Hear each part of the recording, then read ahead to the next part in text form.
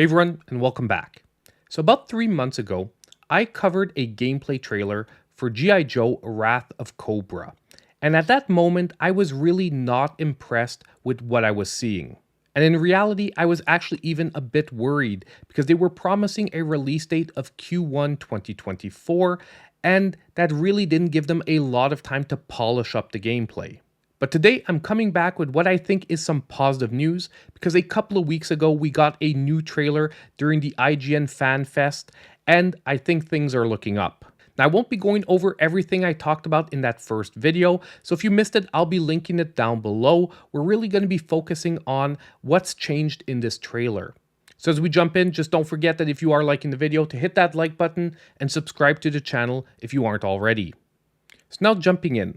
When I first started watching that trailer during the IGN Fan Fest, at first I really thought it was just a cut between the original announcement trailer, which was solely animation, and the gameplay trailer that was released, as I said earlier, in the month of November.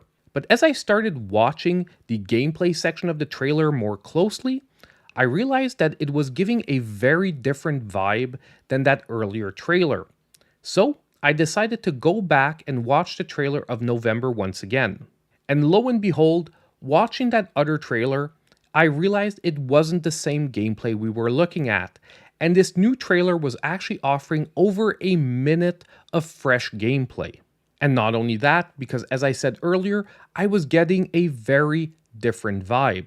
So I decided to put the two trailers side by side and take a look at the gameplay that was showing in each one of them. And you know what? During this comparison, I realized that the new gameplay actually looks a lot better. The animations are smoother, the character movements seem more fluid, and there no longer seems to be an overall appearance of sluggishness. And I think that was the worst part of that first trailer. The gameplay just seemed to be very slow-paced and generic feeling. But that's not all. With the extended gameplay we get in this trailer, you also get a better overall feeling for the flow of combat, with characters on multiple occasions switching between melee to ranged weapons. Because although that first trailer did show that both were possible in the game, characters were either only using melee or only using ranged. The fact that you can maybe actually flow between the two is actually a really interesting part. And it really got me excited because we could be looking at a deeper combat system and definitely one that won't feel generic. And that's not all that's changed from that trailer. The Q1 release date has also disappeared, rather being replaced with just 2024. And for me at least, that's a positive thing, because when I gave my impressions of that earlier trailer, as I had said at that moment, a release date of Q1 2024 would be ending this month. And with the state of that first trailer, I really didn't think that only 2 or 3 months was going to be enough time to polish up the gameplay and deliver a really good product. And for multiple reasons, one of them being that the latest G.I. Joe games that came out were actually pretty disappointing. This game really has to release in a good state. It really can't be released half-baked and then patched up later. The game will just not survive that.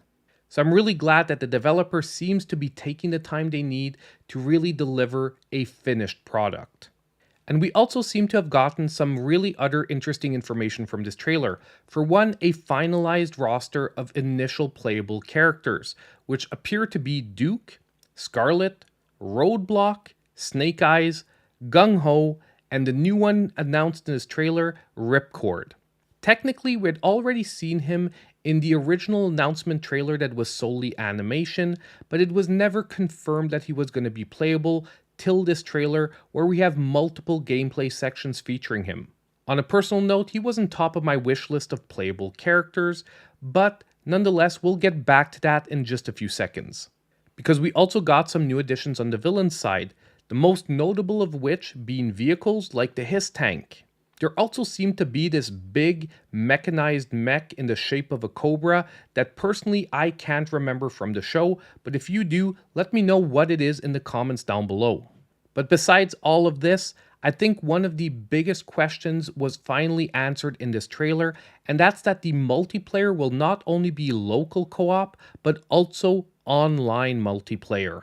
Unfortunately, it doesn't mention up to how many players. Is it going to be 2 players? Is it going to be 4 players or more? Well, that we're still going to have to wait and see. But at least we know we will be able to play online, which opens up this game to a whole new public. Because you don't have to have friends at home to be able to profit from that multiplayer experience. And finally, there's even something that did not appear in the trailer, but the developer has been pointing to, and that is the fact that DLC additions are planned for the moment, which will most likely feature more playable characters as well as newer villains and even more levels. There was even the mention of more gameplay modes possibly being added in the future. Now, of course, for this DLC to see the light of day, the initial game has to be successful. And although I was feeling a little pessimistic with the trailer that we had seen in November, I'm finally seeing the glimmer of hope that we might be getting a really good beat 'em up. Now, obviously, I don't want to get ahead of myself, and definitely I would recommend you wait till a few reviews are out when we finally do get this game out in the wild, but at least things seem to be looking up. I don't know about you, but with all the bad news floating around recently, it feels good to be talking about something positive for once.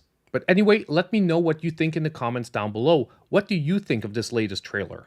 And don't forget, on the way out, if you did like the video, hit that like button, subscribe to the channel if you aren't already, and click on that notification bell so you know when all my future content comes out. And as usual, I hope I'll see you in my next video.